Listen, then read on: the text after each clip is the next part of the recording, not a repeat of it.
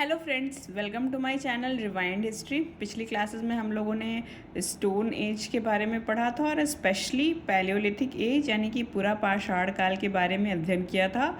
उसमें मुख्य रूप से हम लोगों ने उसके कालखंड यानी समय, लक्षण, औजार और महत्वपूर्ण पुरा स्थलों के बारे में अध्ययन किया था और चर्चा की थी कि पूरा पाषाण काल में मानव का विकास किस प्रकार से हुआ।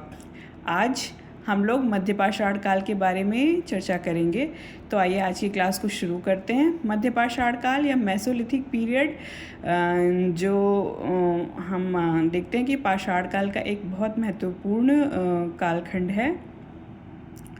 उसके विषय में सबसे पहले भारत में जो जानकारी है वो सीएल कार्लाइल ने दी थी 1867 में, जब उन्होंने विंध्य क्षेत्र से माइक्रोलिथिक टूल्स ढूंढे थे। माइक्रोलिथिक टूल्स के बारे में हम लोगों ने शुरू में ही देखा था कि मध्य पाषाण काल के जो औजार होते थे वो बहुत छोटे आकार के होते थे, आधे इंच या पौने इंच या इससे भी छोटे देखने को मिलते हैं। तो ये जो छोटे औजार होते थे ये बहुत सूक्ष्म, इनकी सूक्ष्मता के कारण इनको माइक्रोलिथिक टूल्स भी कहते हैं। तो सीएल कार्लाइल महोदय ने 1867 में विंध्य क्षेत्र से इन्हीं माइक्रोलिथिक टूल्स की खोज की थी और मध्य पाषाण काल को संदर्भित किया था या चिन्हित किया था।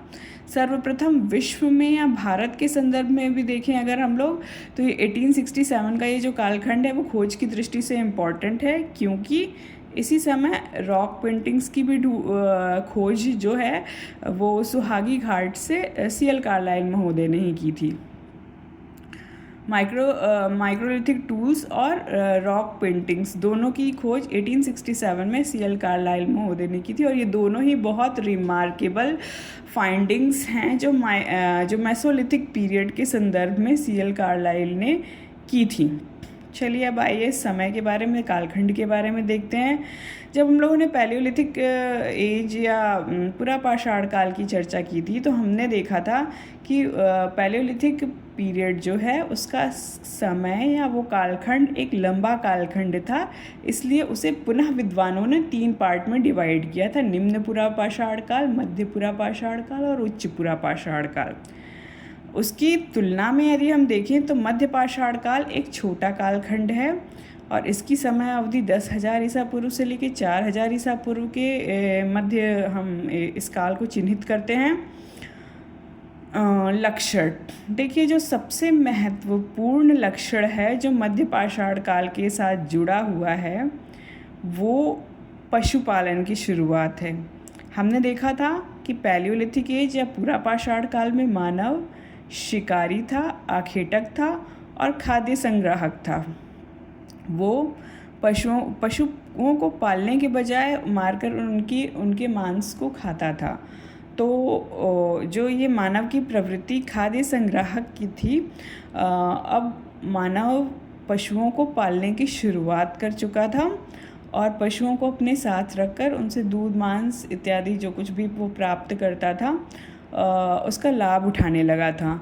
मानव के द्वारा पालतू बनाया गया पहला जो पशु था वो कुत्ता था। औजार देखिए, मध्य पाषाण काल के संदर्भ में जो औजार हैं वो अत्यंत महत्वपूर्ण या मध्य पाषाण काल को चिन्हित करते हैं। तो ये माइक्रोलिथिक टूल्स जो हैं वो इतने छोटे आकार के हैं कि पाषाण काल के संदर्भ में मध्य पाषाण काल की जब बात होती है तो 2 चीज़ें दिमाग में बिल्कुल आ जानी चाहिए विद्यार्थियों के। पहली कि मनुष्य जो था वो अब पशुपालन की शुरुआत कर चुका था। दूसरा, उसके औजार परिष्कृत हो चुके थे और वो बहुत छोटे आकार के हो चुके थे, जिन्हें हम माइक्रोलिथिक टूल्स कहते थे। ये माइक्रोलिथिक टूल्स ब्लेडलेट्स पर बने हुए होते थे और आधे इंच के जैसे उनकी साइज़ होती थी। ये सूक्ष्म पाषाण उपकरण भी कहे जाते थे। अब मध्य पाषाण काल या मेसोलिथिक पीरियड के बारे में अगर हम बात कर रहे हैं तो ये बहुत महत्वपूर्ण हो जाता है कि इससे जुड़ी जो महत्वपूर्ण साइट्स हैं या पूरा स्थल हैं उनका भी अध्ययन किया जाए। और मैंने कहा अभी तुरंत कि